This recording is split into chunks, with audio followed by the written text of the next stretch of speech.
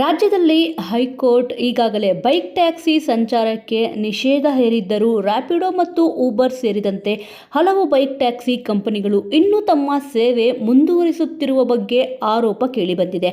ಈ ಹಿನ್ನೆಲೆಯಲ್ಲಿ ಖಾಸಗಿ ಸಾರಿಗೆ ಸಂಘಟನೆಗಳು ಸಾರಿಗೆ ಇಲಾಖೆಯ ಹೆಚ್ಚುವರಿ ಆಯುಕ್ತರಿಗೆ ದೂರು ಸಲ್ಲಿಸಿದ್ದು ಬೈಕ್ ಟ್ಯಾಕ್ಸಿ ಸೇವೆ ನಿಲ್ಲಿಸಲು 7 ದಿನಗಳ ಗಡುವು ನೀಡಿದೆ.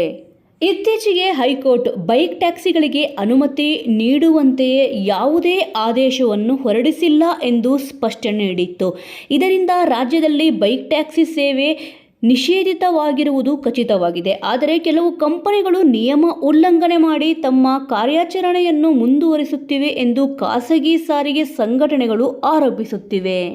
ಇನ್ನು ಸಾರಿಗೆ ಇಲಾಖೆ ಕ್ರಮ ಕೈಗೊಳ್ಳದಿದ್ದರೆ ಎಲ್ಲ ಆಟೋ, ಬಸ್ ಮತ್ತು ಟ್ಯಾಕ್ಸಿಗಳನ್ನು ವೈಟ್ ಬೋರ್ಡ್ ಮಾಡಿಸಿ ಯಾವುದೇ ತೆರಿಗೆ ಕಟ್ಟದೆ ಸಂಚಾರ ನಡೆಸುತ್ತೇವೆ ಎಂದು ಆಟೋ ಚಾಲಕರು ಎಚ್ಚರಿಕೆ ನೀಡಿದ್ದಾರೆ. ಇದು ಸಾರಿಗೆ ಇಲಾಖೆಗೆ ದೊಡ್ಡ ಸವಾಲಾಗುವ ಸಾಧ್ಯತೆಯೂ ಕೂಡ ಹೆಚ್ಚಿದೆ.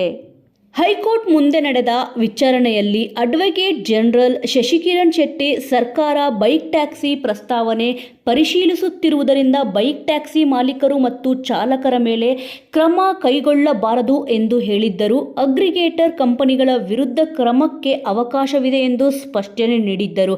ಇದರ ಹಿನ್ನೆಲೆಯಲ್ಲಿ ಹೈಕೋರ್ಟ್ ಬೈಕ್ ಟ್ಯಾಕ್ಸಿ ಕುರಿತು ಸ್ಪಷ್ಟ ನಿಲುವು ನೀಡುವಂತೆ ಸರ್ಕಾರಕ್ಕೆ ಸೂಚನೆ ನೀಡಿ ಸೆಪ್ಟೆಂಬರ್ 22ಕ್ಕೆ ವಿಚಾರಣೆಯನ್ನು ನಿಗದಿಪಡಿಸಿದೆ.